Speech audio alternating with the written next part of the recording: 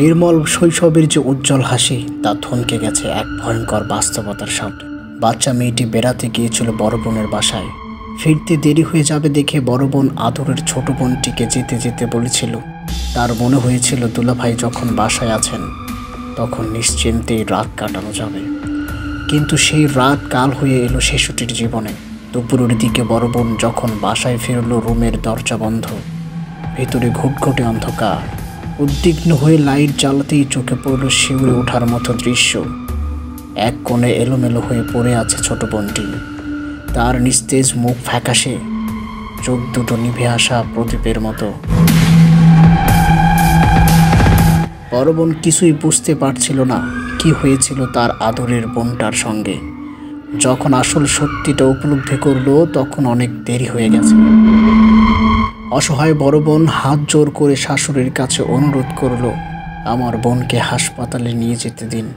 কিন্তু শাশুড়ির বাধা দিলেন, না, মান সম্মান নষ্ট হবে।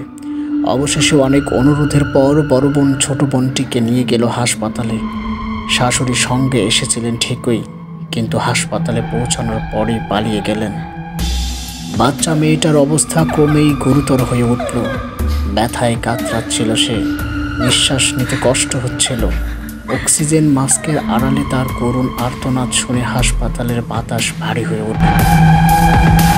7-8 বছরের নিষ্পাপ শিশুটি যে কিছুদিন আগেও পুতুল নিয়ে খেলত, আজ সেই হাতই অসাড় হয়ে পড়ে আছে হাসপাতালের বিছানায়।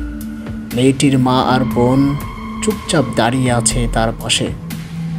মা মাথায় হাত বুলিয়ে ফিসফিস করে বলছে, সব ঠিক হয়ে যাবে মা। কিন্তু সত্যি কি সব ঠিক হয়ে যাবে? শিশুটির চোখে আজ ভয় আর প্রশ্ন। আর দোষ কি ছিল? তার তো ওড়না পরার বয়সে হয়নি। তাহলে কিসের দোহাই দিয়ে এই পাশবিকতা লুকানো হবে? এখনই কেউ এগিয়ে আসেনি, না কোনো প্রতিবাদ, না কোনো ন্যায় বিচার। তার পাশ নিস্তব্ধ।